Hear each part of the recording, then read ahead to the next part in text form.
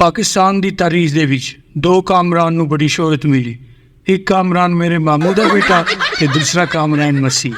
पाक भारत जंग के दौरान कामरान मसीह नूं इतनी शोहरत मिली कि सारी जंग का क्रेडिट ही कामरान मसीह नूं चला गया।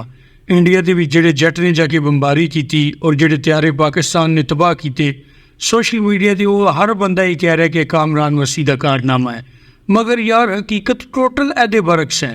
सब नालों पहले तुसीं ये वीडियो देखो।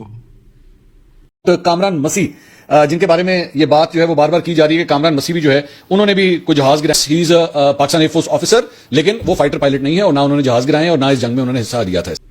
तुसीं ये वीडियो देखी, पाकिस्तान के सीनियर सहाफ़ी मंसूर अली खान साहब की ये वीडियो है, जिन्होंने पाकिस्तान के बड़ा मुस्तनद जानिया जाता है और उन्होंने खबर नूं तकरीबन हर हल्का सच्चा मनदा है। वो अपनी व्लाग के कह रहे हैं कि कामरान मसीह का इस जंग नाल दूर दूर तक कोई तलक नहीं सी। वो J-10Cs, F-16, J-17 थंडर वो ये नहीं उड़ाते। वो जो है वो C-130 जो एक कार्गो जहाज होता है, ये उसके स्टाफ से ताल्लुक रखते हैं। कामरान मसीह साहब फाइटर जेट नहीं चलाते, बल्कि वो C-30 त्यारे के पायलट ने। और सोशल मीडिया के रश विच कामरान मसीह नूं इतनी पजीराई मिली कि पाकिस्तानी कौम असल हीरो नूं भुल ही गई कि जिन्ना असली कारनामा अंजाम दिता है।